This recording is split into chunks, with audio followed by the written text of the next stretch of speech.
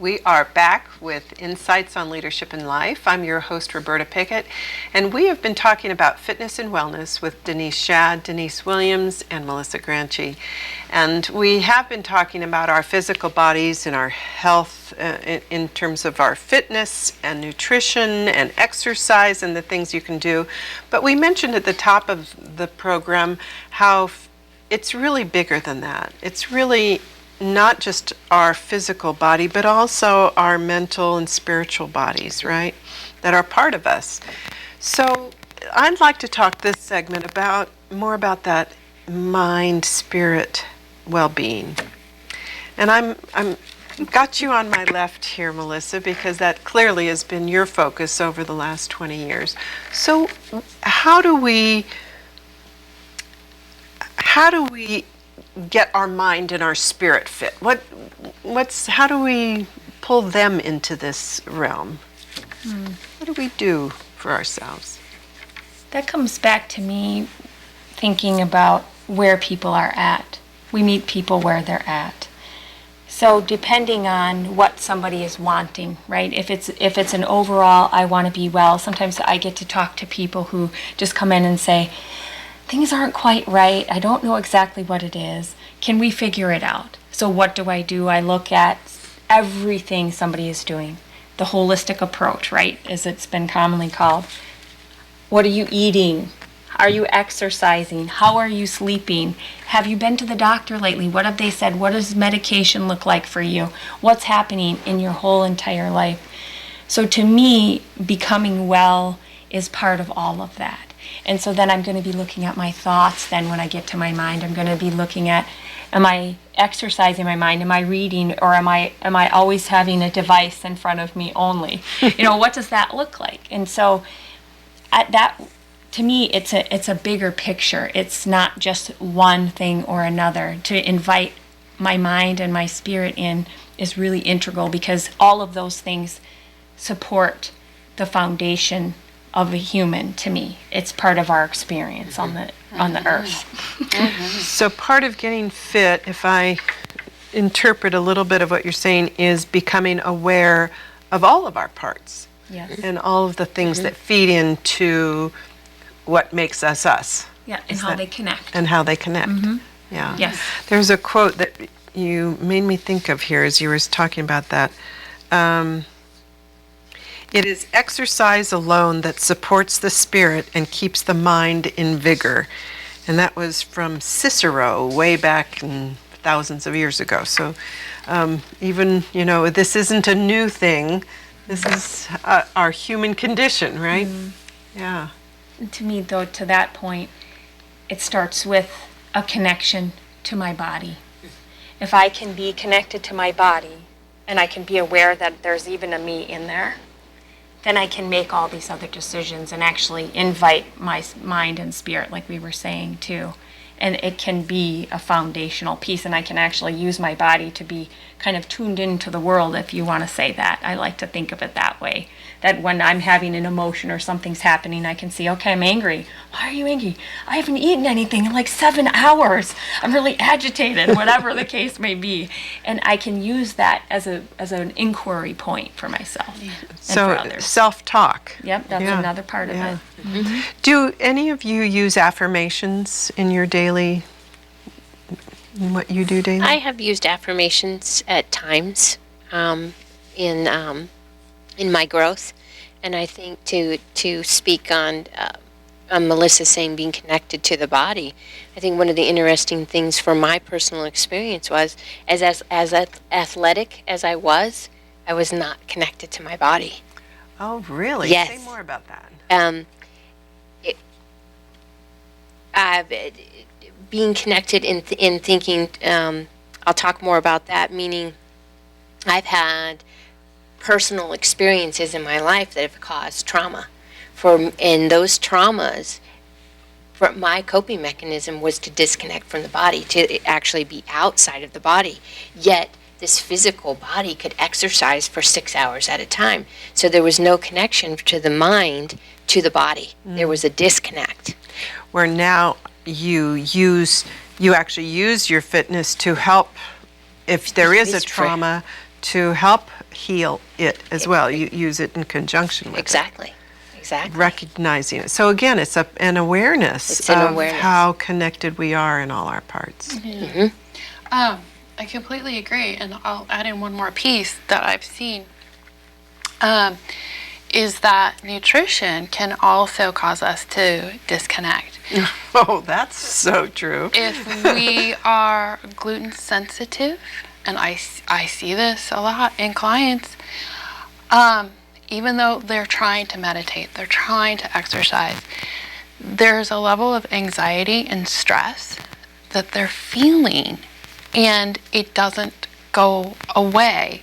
But yet to them, it feels like the stress is being caused by external things, what's going on in their environment, the schedule of the kids, oh my God, I gotta go to work, da, da, da, da, da. But when we remove gluten, gliadin is actually the real problem within gluten, when we remove that from the diet, you see them calm down. So their ability to cope with things around them in their life changes dramatically. Exactly. And then meditation and exercise become even more effective. And I've also seen it where in some clients we've had to even remove the gluten-free products because it was the grain flours and things like that were elevating blood sugar and cortisol and creating a sense of stress, chronic, and that mindset of anxiety and stress. And we get these things out of the diet and they start to calm down. And then these other tools become even more useful. And even though I come from the world of nutrition, I believe that the nutrition is secondary food. These other things are primary food, and including our relationships and spirituality and all those other things in life. Very well said. How can breathing improve our health? It brings you connected. It brings you inward, connects you to your inner self. It brings you into the present moment. Breathing is the way the mind calms itself. I like that. The mind will follow the breath. Very good. At least that's what my teacher told me. Is this one over here? I know working with some of my clients in the past, you could just feel the anxiety building up, and just taking that moment to pause. It's just when you start to feel the stress, just breathe. Take at least 3 deep breaths to at least turn inward, like you said, so that you can be aware and then make a choice. And you started during the break said something about choice. Would you repeat that? Because I think choice is such a huge thing for us as human beings. I agree with that too.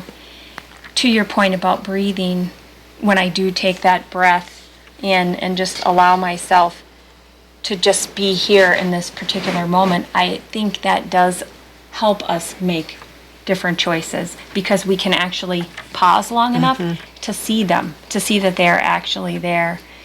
And I think it's helpful too to consider practicing breathing throughout the day. Even I'm going to take a drink of this coffee.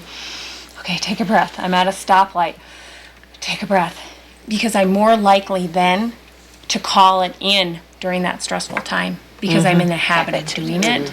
So part of it is habit. I know we breathe all the time or don't breathe without But thinking we don't about think it. about it. That's Exactly. the whole point. So this is adding a little bit of awareness to it. And then we sometimes notice, wait, I'm only breathing up to my chest here.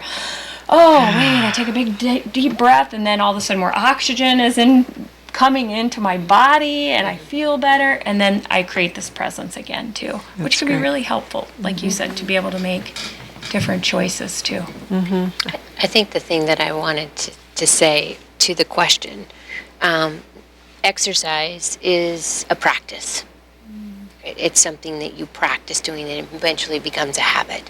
And I think with the mindfulness, meaning meditation, breathing, being very consciously aware of what you're putting inside your body is a practice.